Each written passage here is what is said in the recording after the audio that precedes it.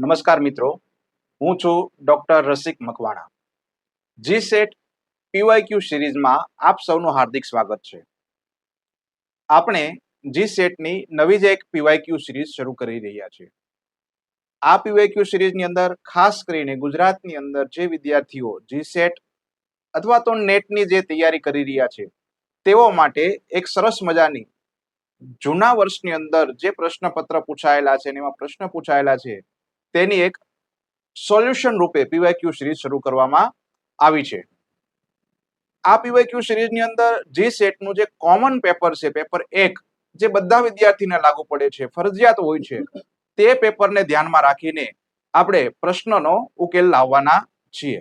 તો આજના વિડીયોની અંદર આપણે પાર્ટ 1 આજે આપણે પાર્ટ 1 નું સોલ્યુશન કરવાના છે. પાર્ટ 1 ની અંદર કયા પેપરનું સોલ્યુશન કરશું કે ભાઈ પાર્ટ 1 ની અંદર વર્ષ 2025 ની અંદર જે પરીક્ષા લેવાલી જીસેટ ની અને તેમાં પ્રશ્ન નંબર 1 થી 25 નું સોલ્યુશન આજે આપણે મેળવવાના છીએ.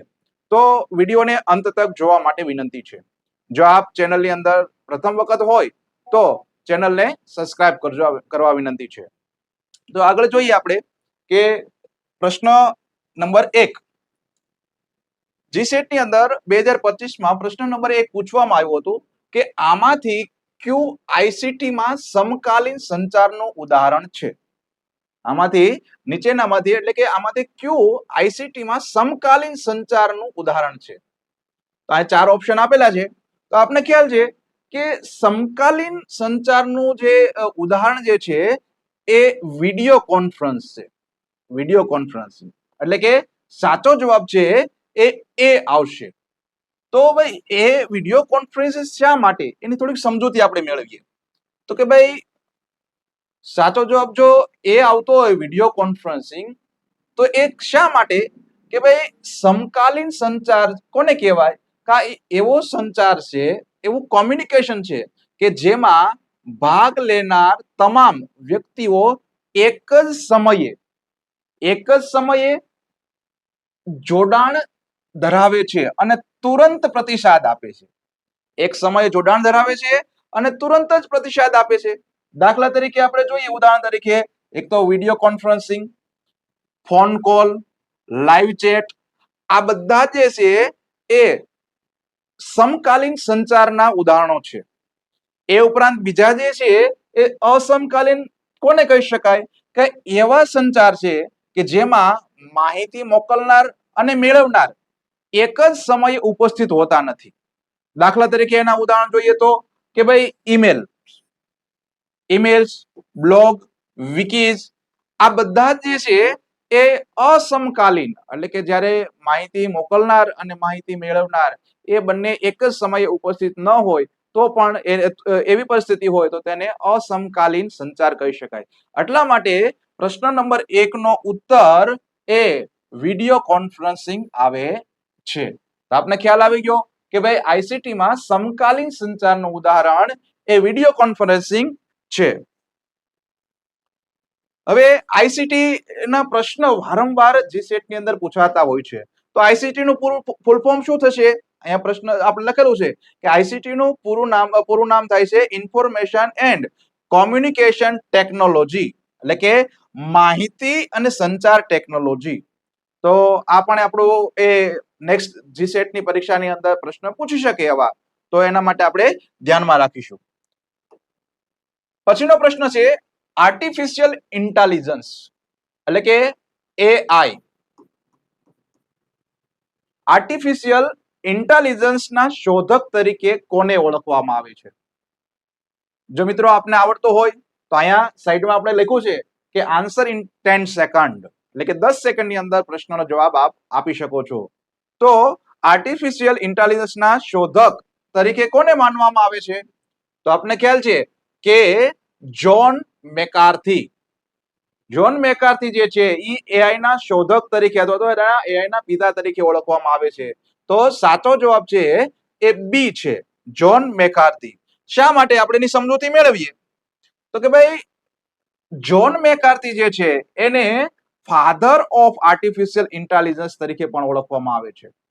તો આર્ટિફિશિયલ ઇન્ટેલિજન્સના ફાધર અથવા તો શોધક તરીકે ઓળખવામાં આવે છે કે તેમણે જ્હોન મેકાર્થે 1956 ક્યારે 1956 યોજાયેલ કોન્ફરન્સ જે છે ડાર્ટમથ નામની જે કોન્ફરન્સ છે એ કોન્ફરન્સ દરમિયાન સૌપ્રથમ આર્ટિફિશિયલ ઇન્ટેલિજન્સ શબ્દ આપ્યો હતો. જ્હોન મેકાર્થે 1956 સૌથી પહેલા આર્ટિફિશિયલ એઆઈ શબ્દ આપવામાં આવ્યો હતો. અન્ય વિકલ્પો વિશે પણ માહિતી મેળવીએ કે અન્ય વ્યક્તિઓના નામ આપેલા છે સાયન્ટિસ્ટના. તો કે ભાઈ ચાર્લ્સ બેબેજ એને કમ્પ્યુટરના પિતા કહેવાય છે, એટલે કે ફાધર ઓફ કોમ્પ્યુટર. બીજા છે એન્ડ્રુઝ એનજી, એઆઈ અને ડીપ લર્નિંગ ક્ષેત્રના જાણીતા કોમ્પ્યુટર વૈજ્ઞાનિક છે. જે એન્ડ્રુઝ એનજી છે તો એ એઆઈ ની અંદર અને ડીપ લર્નિંગના ક્ષેત્રમાં જાણીતા વૈજ્ઞાનિક છે. માર્ક ઝુકરબર્ગ કે જે ફેસબુક જે મેટાના સ્થાપક છે. તો આમ આપણે એ આગળના પ્રશ્ન જોયો કે ભાઈ આર્ટિફિશિયલ ઇન્ટેલિજન્સના શોધક કોણ છે? તો જ્હોન મેકાર્થી બી. એ ઉપરાંત ચાર્લ્સ બેબર્સની વાત કરી, એન્ડ્રુ એનજીની વાત કરી, માર્ક ઝુકરબર્ગની વાત કરી. તો જ્યારે પણ આપણે જૂના પ્રશ્નપત્રને જોતા હોય અને એના ઓપ્શનને પણ આપણે ધ્યાનમાં રાખીને સોલ્યુશન કરીએ તો નેક્સ્ટ આવનારી પરીક્ષાને આપણે વધુ ઈઝી રીતે એટેન્ડ કરી શકતા હોય છે. પછીનો પ્રશ્ન છે એ છે કે સ્વયંપ્રભા ડીટીએચ ચેનલ અને તેમના વિષયો થીમની ખોટી જોડણી શોધો. ખોટી જોડ જે છે એ શોધવાની છે. તો અહીંયા એ આપણે કે ને કે જોડકણા રૂપે પ્રશ્ન પૂછેલો છે. એક બાજુ ચેનલ આપી છે અને ચેનલનું નામ અને તે એ ચેનલ કઈ પ્રવૃત્તિ કરે છે, તો શાનું જ્ઞાન આપે છે તેની વાત કરી છે. તો સ્વયંપ્રભા છે એક ડીટીએચ ચેનલ છે અને તેના થીમ જોઈએ તો અહીંયા 4 ઓપ્શન છે કે ચેનલ નંબર 1 નું નામ છે વાગીશ, એ ભાષા અને સાહિત્ય. ચેનલ 3 પ્રબોધ, સામાજિક અને વર્તમાન વિજ્ઞાન. ચેનલ 6 વિધિક, કાયદો, કાનૂની અભ્યાસ અને માનવ અધિકાર. ચેનલ 10 દક્ષ, એ જે જીવ વિજ્ઞાન. એવો અહીંયા ઓપ્શન આપેલા છે. તો આની અંદર ખોટી જોડણી શોધવાની છે. તો આપણે જોઈ શકીએ કે ભાઈ ડી છે ને, ડી એ ખોટી જોડણી છે. ડી જે છે એ ખોટી જોડણી છે. તો આપણો જવાબ ડી આવે. અહીંયા ખોટી જોડ ગોતવાની છે. તો એનો અર્થ એવો કે ઉપરની 3 જે જોડું છે એ સાચું છે. આપણે સમજૂતી મેળવીએ કે ભાઈ સ્વયંપ્રભા જે છે એ ચેનલો અને તેમના વિષયો આ પ્રમાણે આપેલા છે કે ભાઈ ચેનલ 1 વાગીશ, જે ભાષા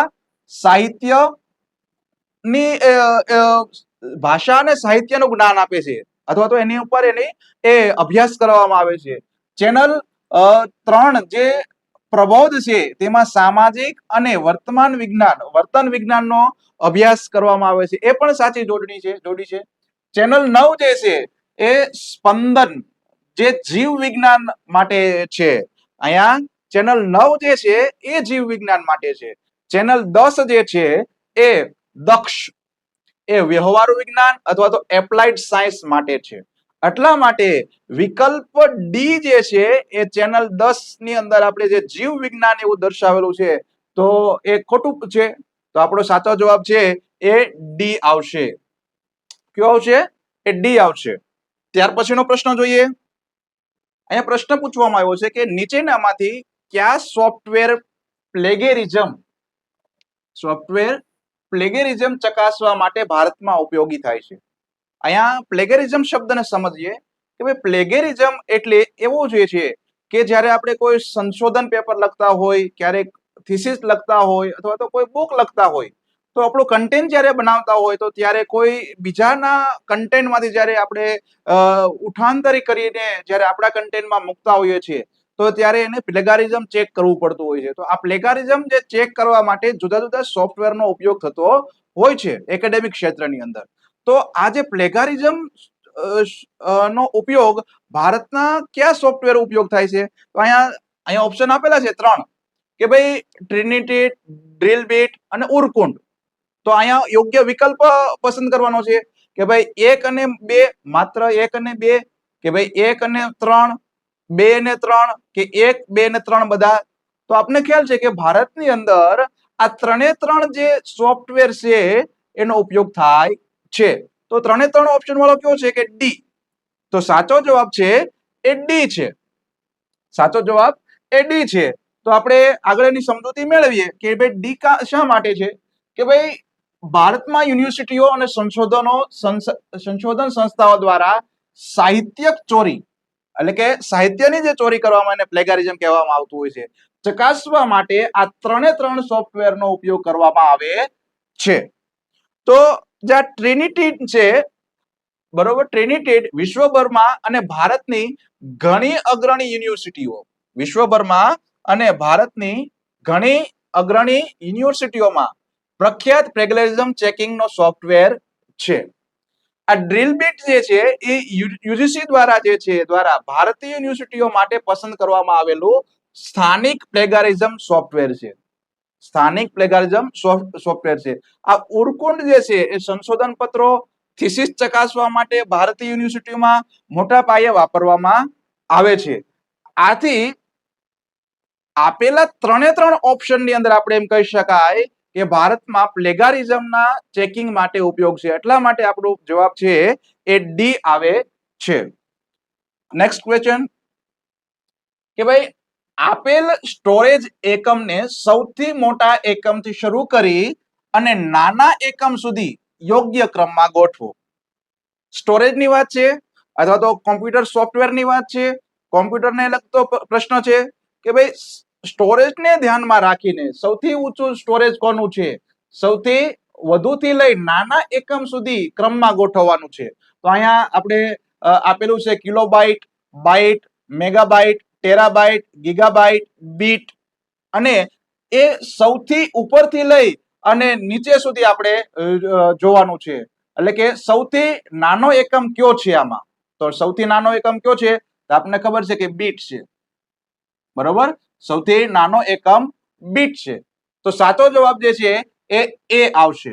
સાચો જવાબ છે એ આવે છે.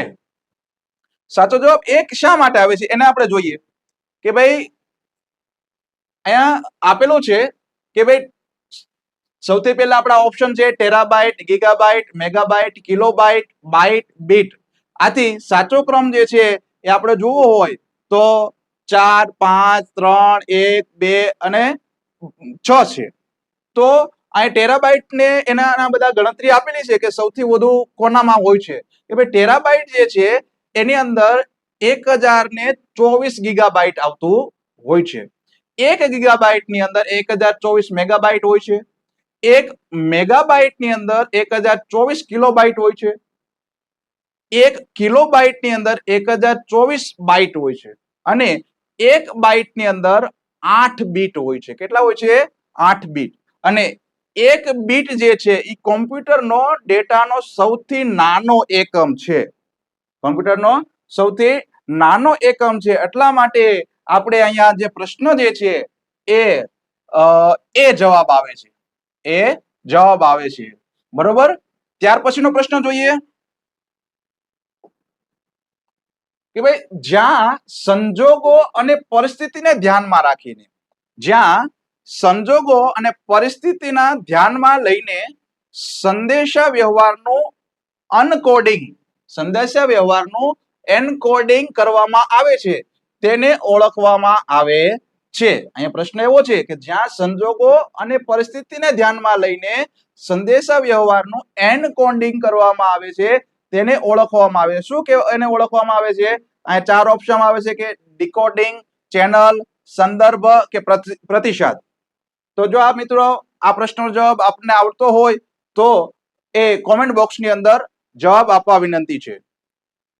તો પ્રશ્નનો જવાબ જે છે એ સી આવશે, સંદર્ભ. પ્રશ્નનો જવાબ છે એ સી આવશે.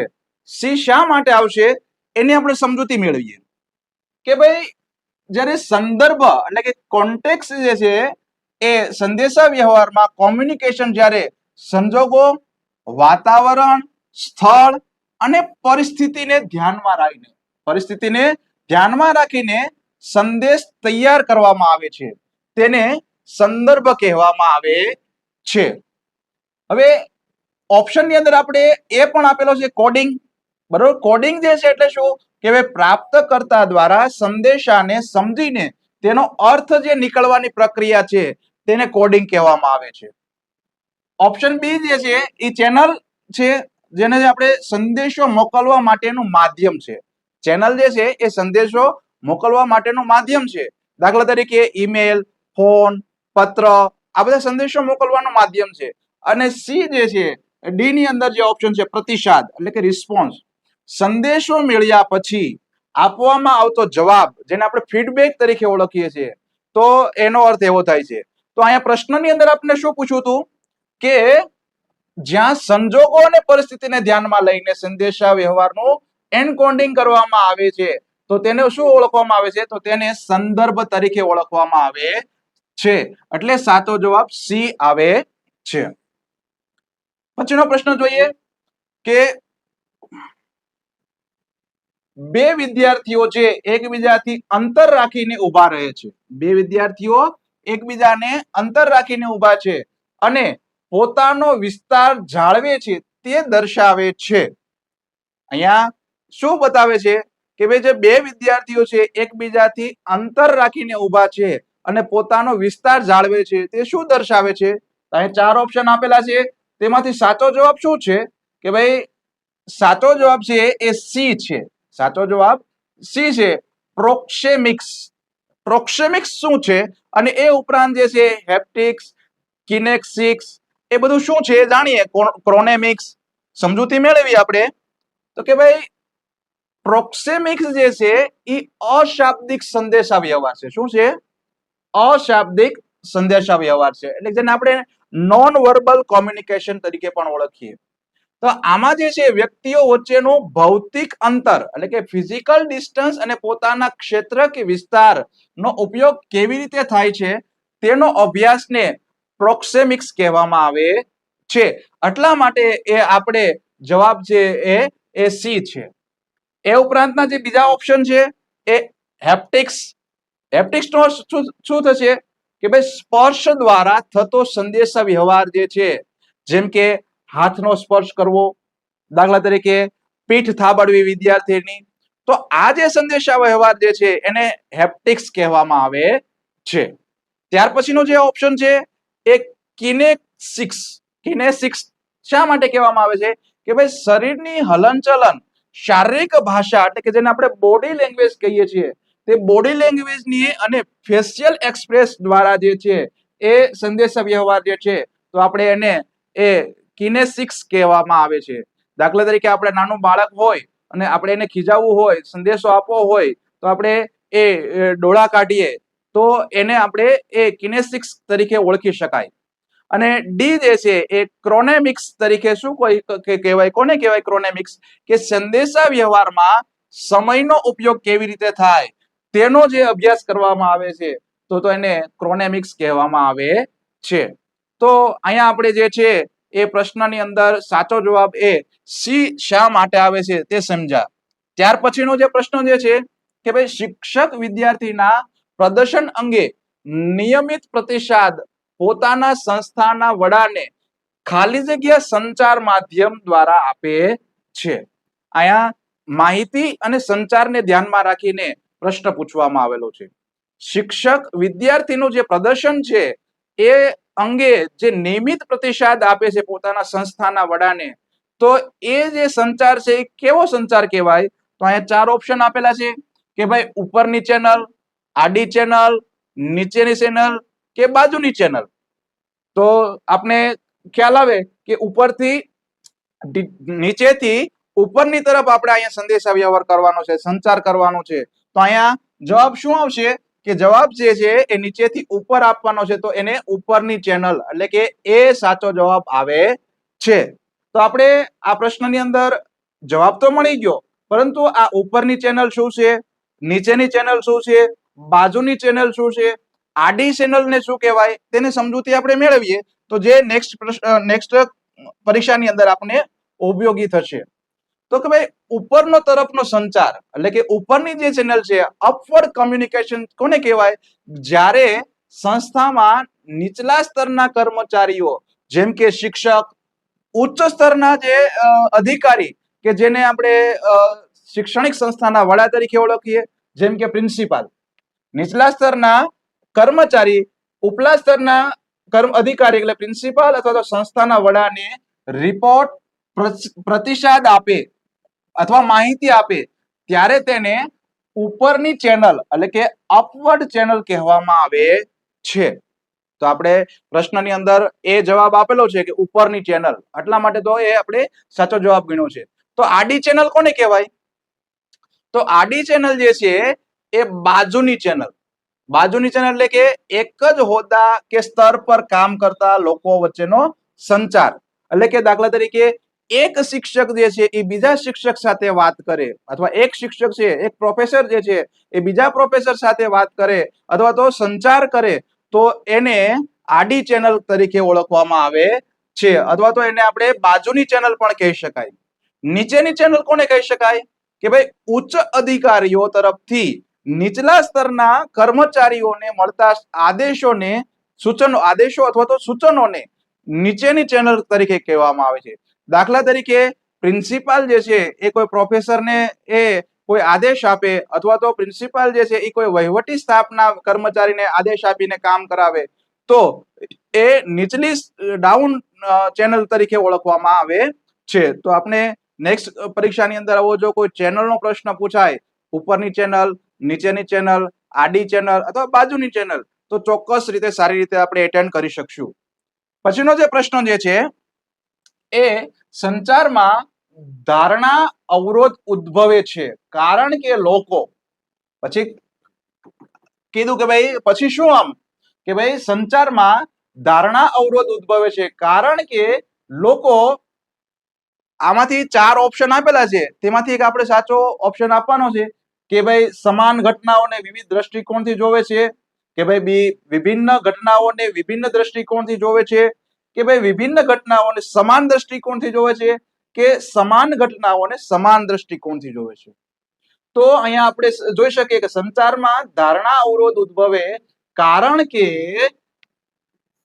સમાન ઘટનાઓને વિવિધ દ્રષ્ટિકોણથી જોવે છે. એટલે કે એક સરખી જે ઘટના છે એને દરેક વ્યક્તિ પોતાની દ્રષ્ટિકોણ, વિવિધ દ્રષ્ટિકોણથી જોતા હોય છે. દરેક વ્યક્તિ જે છે પોતાની દ્રષ્ટિકોણથી જ્યારે એ ઘટનાનું નિરીક્ષણ કરે છે, એટલા માટે સંચારમાં ધારણા અવરોધ ઉદ્ભવતો જોવા મળે છે. તો આપણે સમજીએ એને શા માટે. કે ભાઈ ધારણા અવરોધ જે છે ને એ દરેક વ્યક્તિનો અનુભવ, ધારણા અવરોધ શા માટે ઉદ્ભવે કે દરેક વ્યક્તિનો અનુભવ, વિચારસરણી, જ્ઞાન અને સંસ્કૃતિ અલગ અલગ હોય છે. સંસ્કૃતિ અલગ અલગ હોય છે. જ્યારે કોઈ એક જ ઘટના કે બાબત એ બને છે ત્યારે જુદી જુદી વ્યક્તિઓ તેને પોતાના અલગ દ્રષ્ટિકોણ કે સંદર્ભથી જુએ છે અને સમજે છે. આના કારણે એ સંચારમાં ગેરસમજ અથવા તો અવરોધ ઉભા થતા હોય છે.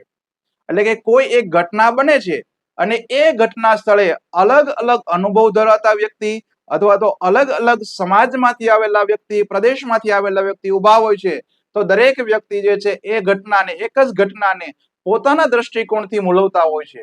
જ્યારે આવી રીતે પોતાના અનુભવ, સમાજ, પ્રદેશને આધારે જ્યારે આવી કોઈ ઘટનાને મૂલવવામાં આવે છે, ત્યારે સમાન ઘટનાને વિવિધ દ્રષ્ટિકોણથી જોવામાં આવતી હોવાથી એ ધારણા અવરોધ ઉદ્ભવવાની શક્યતા રહેલી છે. ત્યાર પછીનો જે પ્રશ્ન જે છે એ પીળું પત્રકારત્વ એટલે શું? અહીંયા પીળું પત્રકારત્વની વાત કરેલી છે. અહીંયા 4 ઓપ્શન છે કે ભાઈ વિકાસ પત્રકારત્વ, છાપેલું પત્રકારત્વ, તપાસાત્મક પત્રકારત્વ કે ટેબ્લોઇડ પત્રકારત્વ. તો આપણે જો આ પત્રકારત્વના પ્રકાર જો આપણને આવડતા હોય તો સાચો જવાબ આપણે ચોક્કસ લખી શકીએ છીએ. જો આપને ખ્યાલ હોય તો ચોક્કસથી કોમેન્ટ બોક્સની અંદર લખવા વિનંતી છે. તો અહીંયા પીળું પત્રકારત્વનો સાચો જવાબ જે છે એ ડી છે, ટેબ્લોઇડ પત્રકારત્વ. તો ટેબ્લોઇડ પત્રકારત્વ શું છે એ સમજવું હોય તો સમજીએ આપણે કે ભાઈ ટેબ્લોઇડ પત્રકારત્વ શું છે. કે ભાઈ પીળું પત્રકારત્વને ટેબ્લોઇડ પત્રકારત્વ તરીકે પણ ઓળખવામાં આવે છે. આ એક એવા પ્રકારનું પત્રકારત્વ છે જેમાં સનસનાટી ભર્યા સમાચારો હોય છે. એટલે કે ખૂબ જ આમ તેજીવાળા સમાચાર હોય છે, મહત્વના સમાચાર હોય છે, જેની અંદર અતિશયોક્તિ ભરેલા સમાચાર હોય છે, જેની અંદર અફવાઓ હોય છે, અથવા તો આકર્ષક હેડલાઇન્સનો ઉપયોગ કરીને વાચકોનું ધ્યાન ખેંચવા માટેના પ્રયત્ન કરવામાં આવતા હોય છે. તો આવા પત્રકારત્વને ટેબ્લોઇડ પત્રકારત્વમાં સમાવેશ કરવામાં આવે છે. અને ટેબ્લોઇડ પત્રકારત્વની આવી મુખ્ય એ શૈલી જોવા મળતી હોય છે. તેથી આપણો જે છે એ પ્રશ્નનો જવાબ છે એ ડી ટેબ્લોઇડ પત્રકારત્વ તરીકે ઓળખવામાં આવે છે. ત્યાર પછીનો જે પ્રશ્ન જે છે એ નીચેનામાંથી ભિન્ન વસ્તુ શોધો. અહીંયા રીઝનિંગનો પ્રશ્ન આવી ગયો કે ભાઈ નીચેનામાંથી ભિન્ન વસ્તુ શોધવાની છે કે ભાઈ ડોક્ટર, હોસ્પિટલ, નર્સ અને દર્દી. તો આ ચારમાંથી ભિન્ન એટલે અલગ કોણ છે? સામાન્ય રીતે તો બધું સરખું જ દેખાય છે. ડોક્ટર હોસ્પિટલમાં હોય, હોસ્પિટલ નર્સ પણ હોસ્પિટલમાં હોય અને દર્દી પણ હોસ્પિટલમાં હોય. તો અહીંયા જે છે એ સાચો જવાબ જે છે એ છે. એ સાચો જવાબ એ. તો એની અંદર શું છે? 2 નંબર આપેલો છે. તો 2 નંબર શું છે કે હોસ્પિટલ. તો હોસ્પિટલ બીજા 3 થી જુદું પડે છે. હોસ્પિટલ એ બીજા 3 થી જુદું પડે છે. સામાન્ય રીતે કેવી રીતે જુદું પડે છે એ આપણે સમજીએ કે ભાઈ ડોક્ટર, નર્સ અને દર્દી એ બધા સજીવ વ્યક્તિઓ છે. ડોક્ટર, નર્સ અને દર્દી એ બધા સજીવ વ્યક્તિઓ છે. બરોબર. જ્યારે હોસ્પિટલ જે છે એક ભૌતિક સંસ્થા છે અથવા તો સંસ્થાન છે, જ્યાં આજે નર્સ, ડોક્ટર અથવા તો દર્દી એ કામ કરે છે અથવા તો એ ત્યાં સારવાર લે છે. માનો કે ડોક્ટર છે, ડોક્ટર અથવા તો નર્સ એ ત્યાં કામ કરે છે અને દર્દી જે છે એ સારવાર મેળવે છે. મૂળ અહીંયા જે છે એ તફાવત શું જોવા મળે છે અલગથી કે ડોક્ટર, દર્દી અને નર્સ આ બધા જ જીવંત પાત્રો છે, જ્યારે હોસ્પિટલ જે છે એ ભૌતિક સંસ્થા છે. તેથી એ બીજાથી અલગ થાય છે.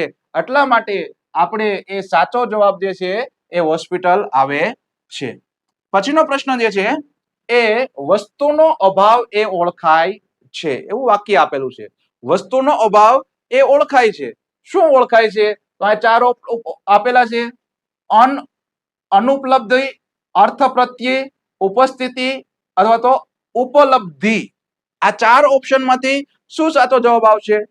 તો વસ્તુનો અભાવ કે જે આપણી પાસે નથી, અભાવની વાત છે, તો ઓપ્શન એ સાચો જવાબ છે એ આવે છે, અનુપલબ્ધિ. તો શા માટે અનુપલબ્ધિ? અને એના પછીના જે બધા ઓપ્શન છે શું દર્શાવે છે એ આપણે સમજીએ તો કે ભાઈ અનુપલબ્ધિ જે છે એ ભારતીય તર્કશાસ્ત્રમાં કોઈ વસ્તુ કે પદાર્થની ગેરહાજરી અથવા તો અભાવ જાણવા માટેનો પ્રમાણ છે. બરોબર. કે જ્યારે કોઈ વસ્તુ અથવા તો કોઈ સેવા અથવા તો કોઈ વ્યક્તિની જ્યારે ગેરહાજરી હોય તો એ જાણવા માટે અનુપલબ્ધિ કહેવામાં આવતું હોય છે. ઉદાહરણ તરીકે વર્ગખંડમાં શિક્ષકની ગેરહાજરી અથવા તો અભાવ છે એ જ્ઞાન આપણને અનુપલબ્ધિથી દ્વારા પ્રાપ્ત થતું હોય છે. બીજા ઓપ્શન જે છે કે ભાઈ બી અર્થાપતિ, તો કે પૂર્વ ધારણા અથવા તો ધારણા દ્વારા મેળવવામાં થતું જ્ઞાન હોય તો તેને અર્થાપતિ કહેવામાં આવતું હોય છે. સી જે છે એ ઉપસ્થિતિ એટલે હાજરી કે મોજૂદગી હોવી, કે ભાઈ વર્ગખંડમાં શિક્ષક હાજર છે તો એને ઉપસ્થિતિ કહેવાય. અને ઉપલબ્ધિ એટલે કે પ્રાપ્તિ. ઉપલબ્ધિ અને ઉપસ્થિતિમાં બહુ સામાન્ય તફાવત છે. પ્રાપ્તિ કે કોઈ વસ્તુ ઉપલબ્ધ હોવી તો એને એ ઉપલબ્ધિ કહેવામાં આવે છે. તો અહીંયા તો એ આપણે પ્રશ્ન શું હતો જોઈએ કે ભાઈ પ્રશ્ન હતો કે વસ્તુનો અભાવ એ ઓળખાય છે. તો વસ્તુનો અભાવ શું ઓળખાય છે? એ અનુપલબ્ધિ તરીકે ઓળખવામાં આવે છે.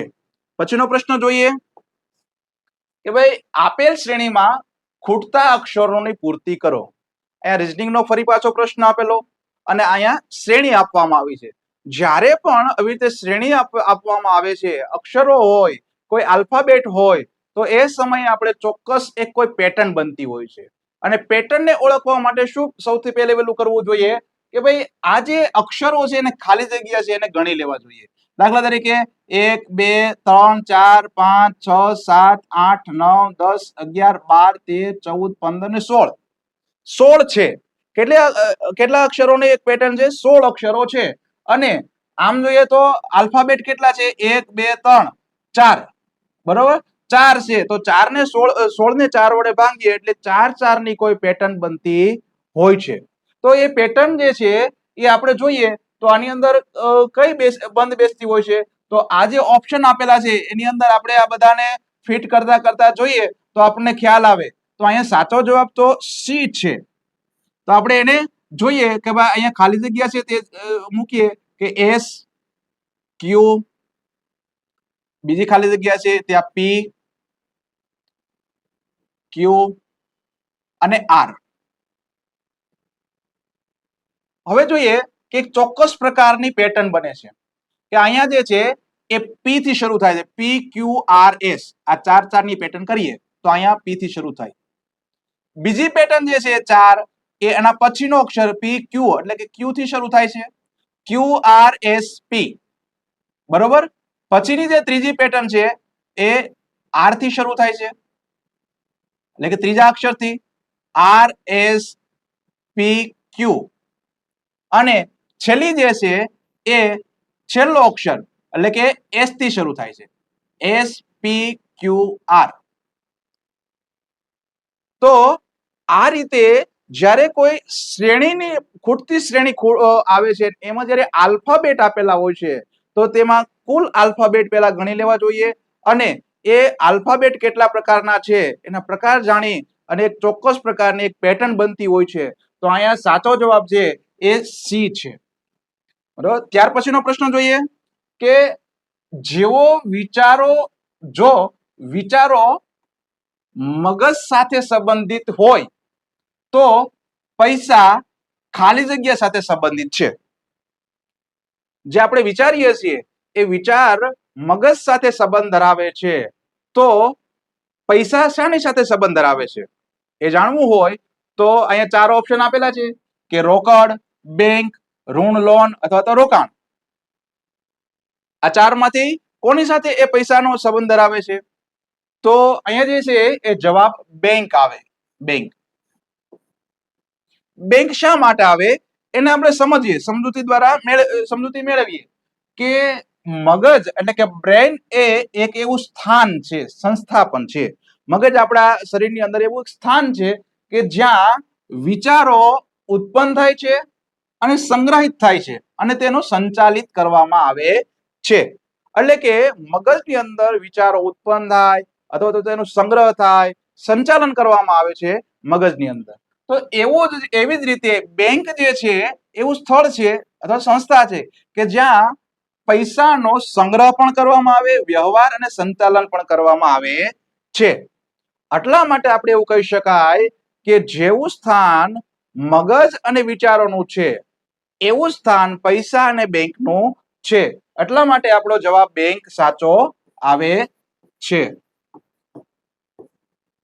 ત્યાર પછીનો પ્રશ્ન જોઈએ કે ભાઈ ન્યાય પદ્ધતિમાં 5 અવયવોની યોગ્ય ક્રમશઃ અનુસૂચિ કઈ છે?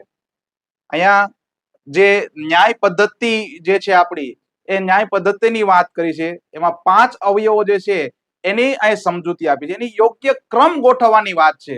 તો અહીંયા જે છે એ ઉલટ-સુલટ 5 અવયવો જે છે ઉલટ-સુલટ આપવામાં આવેલા છે.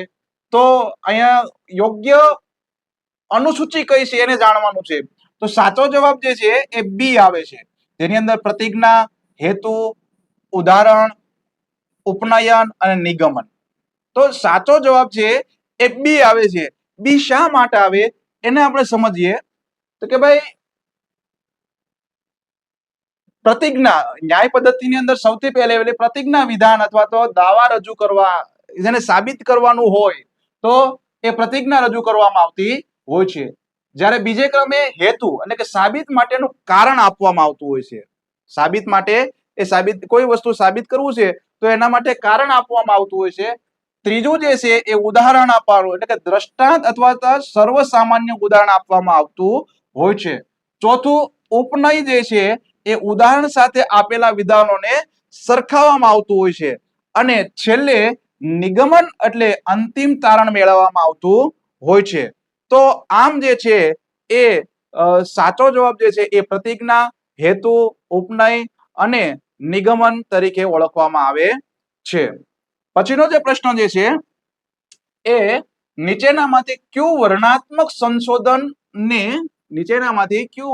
સંશોધનને શ્રેષ્ઠ રીતે વ્યાખ્યાયિત કરે છે? હવે જો સંશોધનના ઘણા બધા પ્રકાર આપણે જોતા હોઈએ છીએ. સંશોધનના પ્રકાર એમાં એક વર્ણનાત્મક સંશોધન છે.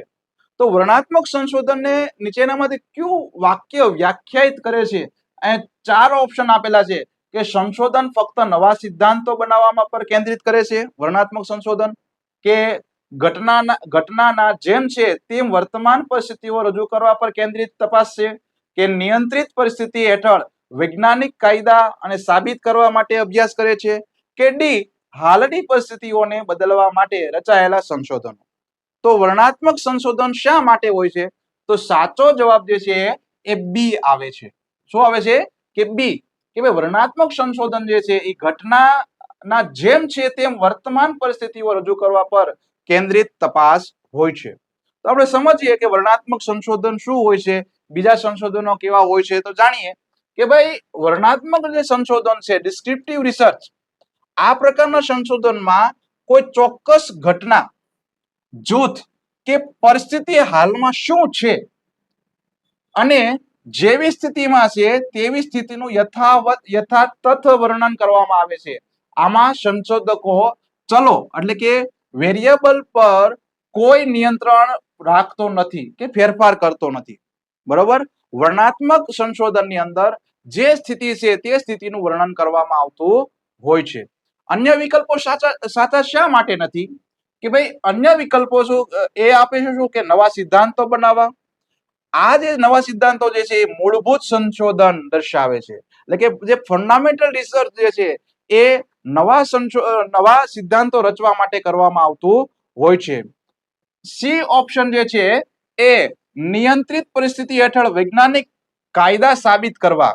એટલે કે જ્યારે કોઈ પરિસ્થિતિને નિયંત્રણમાં રાખવામાં આવે છે અને જેને વૈજ્ઞાનિક કાયદા સાબિત કરવા હોય તો આવા જે પ્રયોગને હોય, સંશોધનને, એને આપણે પ્રાયોગિક સંશોધન કહેવાય. શું કહેવાય?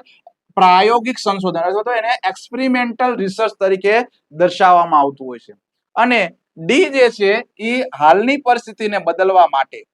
હવે અત્યારે કોઈ મુશ્કેલી આવી અને મુશ્કેલીને જ્યારે આપણે કોઈ રિસર્ચ કરવું છે અને એને બદલવી છે તો તેના માટે જે સંશોધન કરવામાં આવે છે તો એને વ્યવહારુ સંશોધન કહેવાય, અથવા તો એક્શન અથવા તો એપ્લાઇડ રિસર્ચ તરીકે ઓળખવામાં આવતું હોય છે.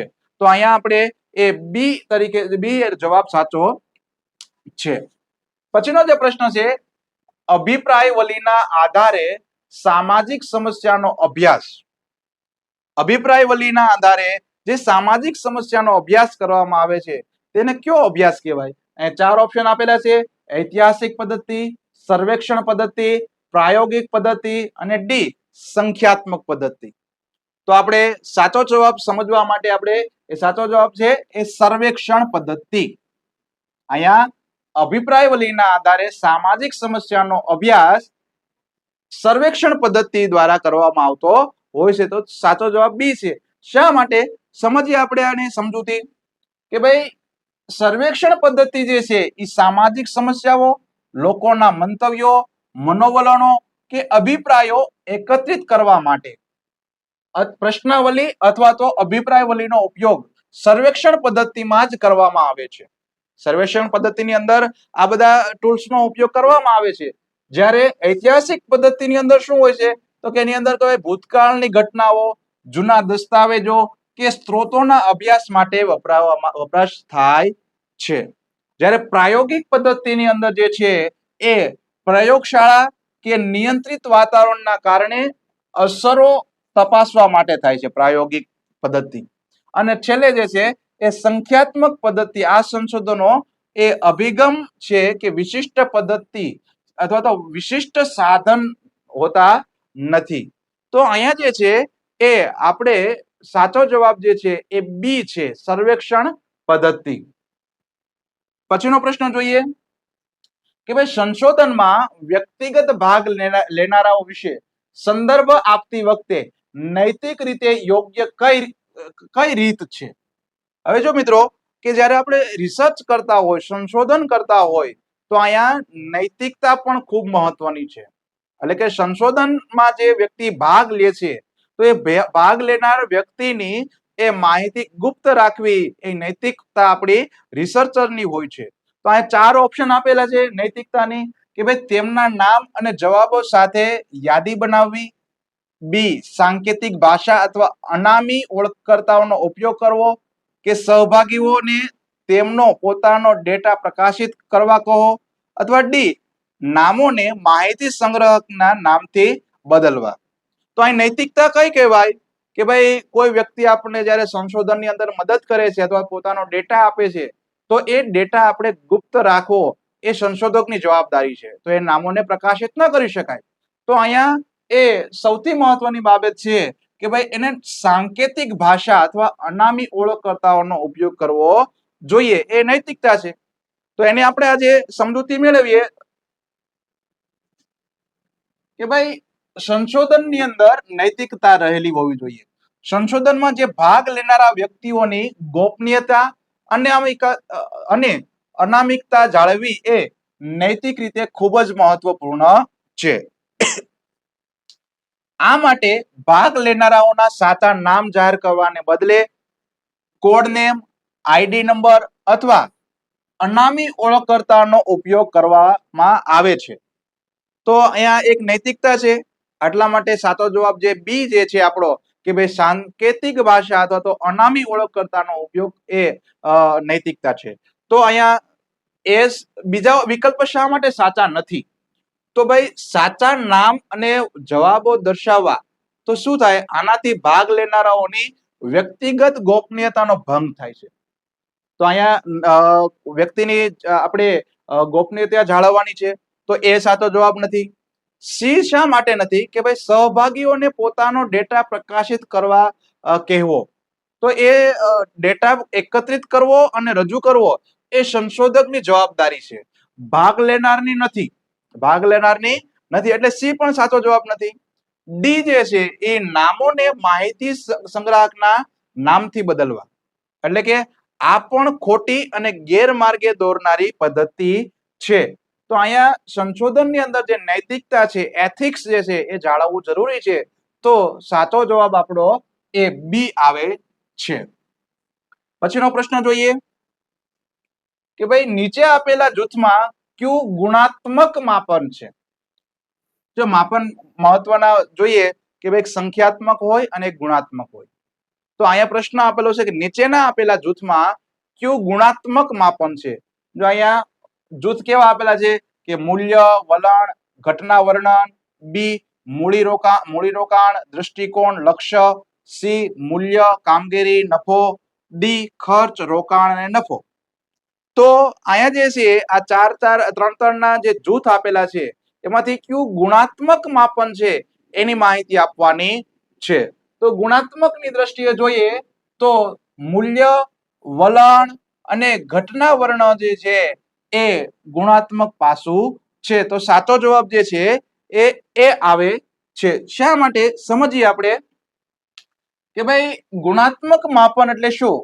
ક્વોલિટેટિવ મેજર કે ભાઈ ગુણાત્મક માપનમાં એવી બાબતોનો અભ્યાસ થાય છે જેને સંખ્યા કે આંકડામાં સીધી રીતે માપી શકતા નથી, પરંતુ ગુણો, લાક્ષણિકતાઓ કે વર્તનના આધારે દર્શાવવામાં આવતું હોય છે. તો આની અંદર કોણ કોનો સમાવેશ થાય કે ભાઈ વેલ્યુ, એટલે કે મૂલ્ય જે છે એ આંકડાની અંદર ન દર્શાવી શકાય. વલણ અને ઘટના વર્ણન આ ત્રણેય પૂર્ણપણે ગુણાત્મક પાસાઓ છે. એટલા માટે આપણો જવાબ જે છે એ આવે છે. એ ઉપરાંતના જે ઓપ્શન છે મૂડીરોકાણ, બરોબર, કેપિટલ ઇન્વેસ્ટમેન્ટ એ સંખ્યાત્મક છે કે ભાઈ કેટલા લાખનું ઇન્વેસ્ટમેન્ટ કર્યું, કેટલા રૂપિયા કમાણા અથવા તો કેટલા કરોડ રૂપિયા ઇન્વેસ્ટ કર્યું, તો એ સંખ્યાત્મક છે, નાણાકીય, એ માપી શકાય. તો નફો, પ્રોફિટ આ પણ સંખ્યાત્મક છે. નફો જે છે એ કેટલા રૂપિયા નફો કર્યો કે કેટલા રૂપિયા ખોટ કરી, તો એ પણ સંખ્યાત્મક છે. ખર્ચ, રોકાણ, નફો આ ત્રણેય આંકડાકીય સંખ્યાત્મક માપન છે. એટલા માટે આપણે મૂલ્ય, વલણ અને ઘટના વર્ણન જે છે એ ગુણાત્મક પાસું છે. ત્યાર પછીનો પ્રશ્ન જોઈએ કે ભાઈ સામાન્ય સંભાવના વિતરણ આલેખના OSD થી -3 SD સુધી અવલોકન કરી કેટલી ટકાવારી વ્યાપકપણે આવરી લેવામાં આવે છે. હવે સામાન્ય રીતે જ્યારે આવું હોય તો ત્યારે એનો જવાબ જે છે, જ્યારે ટકાવારીનો પ્રશ્ન સામાન્ય સંભાવનાનું વિતરણ હોય તો એનો જવાબ મેક્સિમમ 50% આવતો હોય છે. એટલે કે સાચો જવાબ જે છે એ સી આવે છે. ત્યાર પછીનો જે પ્રશ્ન છે એ ગુજરાત પબ્લિક યુનિવર્સિટી બિલ એ ગુજરાત વિધાનસભામાં કયા વર્ષે પસાર થયું? ગુજરાત પબ્લિક યુનિવર્સિટી બિલ એ ગુજરાત વિધાનસભામાં કયા વર્ષે પસાર થયું? ઓપ્શન 4 છે એ 2022, 2023, 2020 કે 2021. તો સામાન્ય રીતે આપણને ખ્યાલ છે કે ભાઈ 2023 ની અંદર, ક્યારે 2023માં એ Gujarat public university bill Gujarat વિધાનસભામાં પસાર કરવામાં આવ્યું છે. તો તેની માહિતી થોડીક મેળવીએ આપણે કે ભાઈ ગુજરાત પબ્લિક યુનિવર્સિટી બિલ જે છે 2023, આ બિલ ગુજરાત વિધાનસભામાં સપ્ટેમ્બર 2023માં પસાર કરવામાં આવ્યું. ક્યારે પસાર કરવામાં આવ્યું? સપ્ટેમ્બર 2023માં. આ વિધેયકનો મુખ્ય હેતુ રાજ્યની જે જાહેર યુનિવર્સિટીઓના વહીવટ, પ્રવેશ પ્રક્રિયા અને શૈક્ષણિક કાર્ય પદ્ધતિમાં એકરૂપતા એટલે કે યુનિફોર્માલિટી લાવવાનો અને સંચાલનમાં સુધારો કરવાનો હેતુ છે. પરંતુ આપણે તો અહીંયા પ્રશ્ન છે કે ભાઈ એ બિલ ક્યારે પસાર કરવામાં આવ્યું? તો 2023 ની અંદર ગુજરાત વિધાનસભામાં પસાર કરવામાં આવેલું હતું. ત્યાર પછી પ્રશ્ન જે છે એ રાષ્ટ્રીય શિક્ષણ નીતિ 2020 નો મુખ્ય ઉદ્દેશ શું છે? જેને આપણે NEP 2020 તરીકે ઓળખીએ છીએ, ઘણી વખત ન્યૂ એજ્યુકેશન પોલિસી તરીકે પણ ઓળખીએ છીએ. તો આ જે રાષ્ટ્રીય શિક્ષણ નીતિ 2020 નો મુખ્ય ઉદ્દેશ શું છે? તો આ 4 ઓપ્શન આપેલા છે. ખર્ચાળ શિક્ષણ પ્રણાલી બનાવવી, દરેકને નિઃશુલ્ક શિક્ષણ પૂરું પાડવું, સી ભારતને જ્ઞાન આધારિત સમાજ અને અર્થતંત્રમાં રૂપાંતરિત કરવું, અને ડી પરંપરાગત શિક્ષણ પર ભાર મૂકવો. તો આ 4 ઓપ્શનમાંથી આપણે શું કહી શકીએ જવાબ? તો અહીંયા જે છે એ ભારતને જ્ઞાન આધારિત સમાજ અને અર્થતંત્રમાં રૂપાંતરિત કરવું એનો મુખ્ય ઉદ્દેશ છે. એટલે સી સાચો જવાબ આવે છે. થોડીક એની સમજૂતી મેળવીએ કે ભાઈ રાષ્ટ્રીય શિક્ષણ નીતિ 2020 નો મુખ્ય વિઝન ઉદ્દેશ ભારતને વૈશ્વિક સ્તરે જ્ઞાનની મહાસત્તા બનાવવાનો છે, જેથી ભારત એક ન્યાયી અને સમૃદ્ધ જ્ઞાન આધારિત સમાજ અને અર્થતંત્રમાં રૂપાંતરિત થઈ શકે. અન્ય વિકલ્પો સાચા શા માટે નથી? કે ભાઈ એમાં એની અંદર કીધું ભાઈ ખર્ચાળ શિક્ષણ પ્રણાલી બનાવી. સામાન્ય રીતે આ નીતિ સસ્તું, ગુણવત્તાયુક્ત અને દરેક માટે સુલભ શિક્ષણ પૂરું પાડવા પર ભાર મૂકે છે, નહીં કે ખર્ચાળ પદ્ધતિ બનાવવા માટે. બી જે છે એ દરેકને નિઃશુલ્ક શિક્ષણ પૂરું પાડવું. તો શિક્ષણ સુલભ બનાવવું અને સમાન બનાવવાનું લક્ષ્ય છે.